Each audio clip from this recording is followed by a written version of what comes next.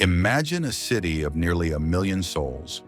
Sprawling palaces, towering walls, the glittering heart of an empire, reduced to a graveyard of the starving. For nearly 18 months, an unstoppable horde circles it like wolves, not with swords at first, but with silence. No arrows fly, no battering rams thunder, just hunger. And then, on a sweltering day, June 1st, 1215, the gates shatter and the screams echo for miles. This is the Siege of Zhongdu, the brutal masterpiece that cracked the Jin Dynasty wide open and paved Genghis Khan's road to conquer the world. If you've ever wondered how a nomadic warlord toppled one of Asia's greatest powers without storming the walls most days, stick around, grab your history hat, let's ride into the storm. Welcome back to Past Historical Events, where we unearth the epic clashes that shaped our world. Today, the Siege of Zhongdu, from 1213 to 1215.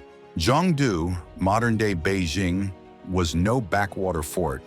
It was the Jin Dynasty's northern capital, a mega-city of palaces, markets, and nearly 1 million people, ringed by towering walls up to 12 meters high, with bases 15 to 18 meters thick.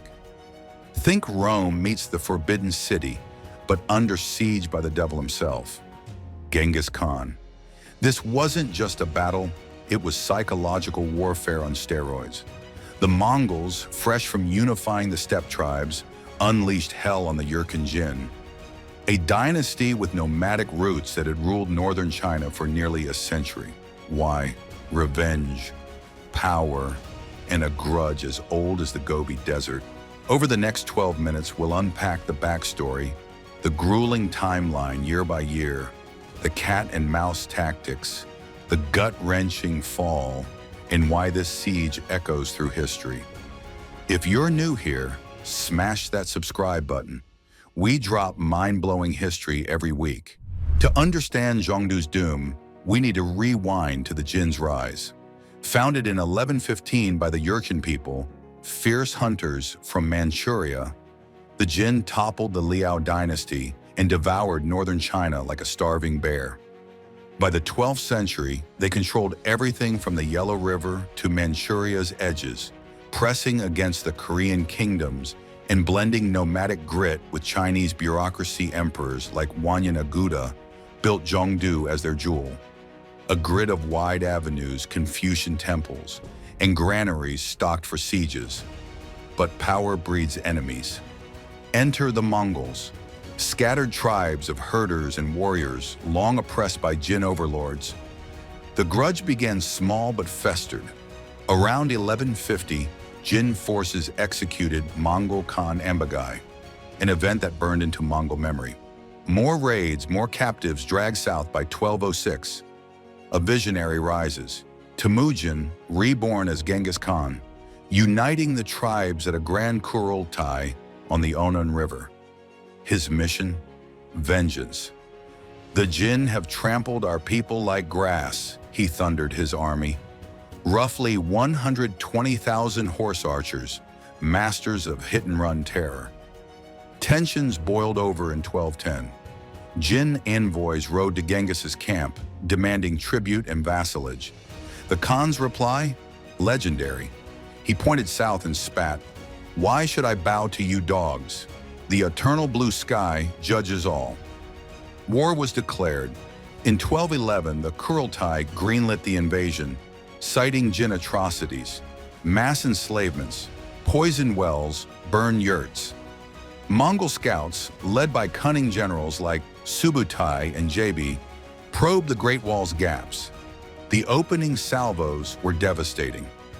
In summer 1211, June-October, Genghis's forces smashed through Yahuling Pass, Wild Fox Ridge, slaughtering tens of thousands of Jin troops. By late 1212 to early 1213, they torched strongholds like Datong, leaving pyramids of skulls as warnings. Jin Emperor Wanyan Yongji, paranoid and debauched, mobilized troops, but corruption rotted the core. Generals hoarded supplies. Soldiers deserted. Yongji remained holed up in Zhongdu, too fearful to lead. Allies wavered. The Khitans, once conquered by the Jin, whispered to the Mongols. The Onguts, Christian nomads on the frontier, switched sides for gold. As 1213 dawned, Genghis split his forces. Yebe raiding east, Subutai west to the Yellow River. The Khan himself scouted the northern approach, scouts reported. Walls impregnable, but the land, a breadbasket ripe for ruin. Genghis grinned. "We will not fight the city," he said. "We will fight its stomach." This powder keg was lit, but the explosion would take 18 months of siege after a year of terror raids. Summer 1213, Genghis Khan, age 51, rides at the head of 120,000 warriors, archers on shaggy ponies, engineers hauling catapults looted from earlier campaigns. They pour toward Zhongdu like a golden flood, banners snapping in the wind. Zhongdu's defenders, 150,000 to 200,000 under Chancellor Wanyan Chengwei, with Generals Li Ying and Moran Jinzhong commanding brace. The city a fortress of brick and stone, moats 10 meters wide, gates ironclad. Inside, civilians arm as militia. Granaries bulge with grain. Mongols encircle the city in a 50-kilometer ring by late 1213, cutting every road. No full assault. Genghis knows those walls laugh at ladders instead. Attrition. Cavalry squads fan out, torching farms in Hebei province. Wheat fields blacken, rivers run with ash. Jin sorties, desperate cavalry charges, clash at the walls. Crossbows singing, early casualties mount. Tens of thousands of Jin dead by autumn 1213. By November 1213, the noose tightens. Mongols seize the Zijing Pass, near modern Juyongguan, dragging captured Jin trebuchets, massive stone hurlers, to the walls, boulders the size of men smash gates. Fire arrows ignite rooftops. Genghis's sons, Yochi Chagatai, Ogadai, lead probes, testing weak points. Winter 1213 to 14 bites. Snow buries the dead. Frost cracks Mongol bowstrings. Supplies dwindle. Famine whispers in Zhongdu. Prices skyrocket. Rats fetch silver. Emperor Yongji, safe in his palace, executed advisors for cowardice. By spring 1214, stalemate prompts truce envoys bearing tribute, while Mongols consolidate gains. Mid-September 1213, General Heshli Hushahu strangles Yongji with a bowstring and crowns his nephew, Wanyanshun, Xuanzong. Chaos reigns loyalists like Li Ying rage, but Xuanzong sues for peace. Tribute envoys ride out under white flags, bearing gold, silk, and royal brides like Princess Kiguo post-coup. Late 1213, early 1214. Amid the siege, Genghis accepts and lifts the blockade in spring 1214, though the city remained a looming target under Mongol scouts.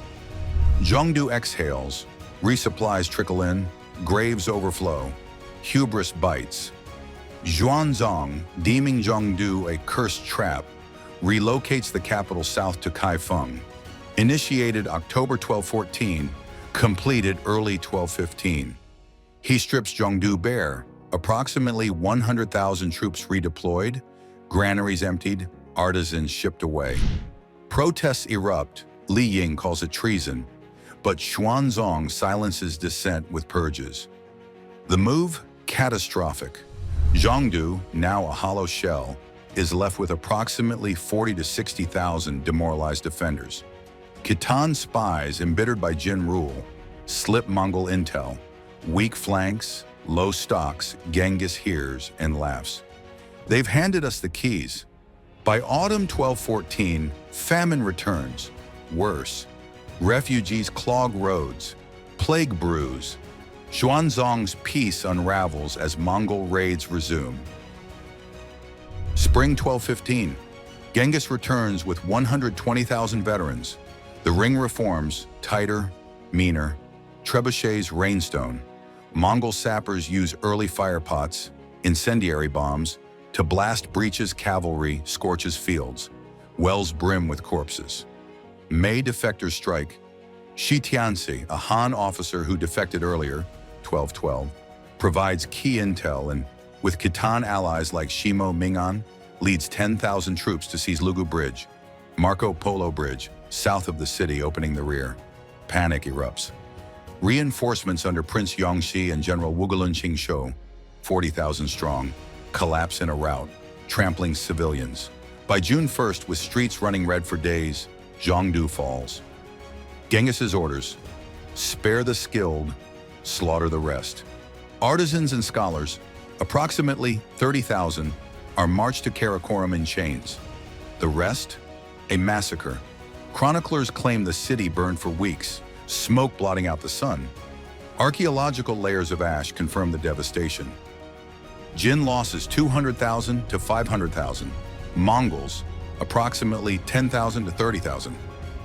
What made this siege a Mongol masterclass? Genghis shunned brute force for encirclement and exhaustion. He used feigned retreats to lure sorties and captured Jin siege engineers to master counterweight trebuchets and incendiary warfare. Terror stories spread. The Khan eats hearts, while defectors like Khitan, Shimo Mingan sowed doubt. Jin defenses, formidable on paper, yet rotted by intrigue, coups, and relocations, shattered by 18 months of slow death. Aftermath: Zhongdu razed, Jin crippled. From 1217 to 1223, Subutai and other generals crushed Shanxi and Hebei Jin. Jin lingered until 1234, annihilated under Ogedei Khan. From its ashes, Kublai Khan later raised Dadu, the foundation of modern Beijing. The Mongols gained more than land: engineers, tribute, and technology that fueled conquest from Persia to Europe. But the cost? Over half of Zhongdu's population perished, a scar on Beijing's soul. Genghis's lesson: empires fall not to swords but starvation. The Siege of Zhongdu, a 2-year saga of raids and blockade that felled a dynasty and forged a legend. Genghis didn't just take a city, he devoured an era. If this epic hooked you, smash that like button. It fuels more deep dives like this. Subscribe and ring the bell for weekly history hauls. Next up, the sack of Baghdad, 1258. Drop in the comments, what's your must-see siege? Share with a history buff, and I'll see you in the next one.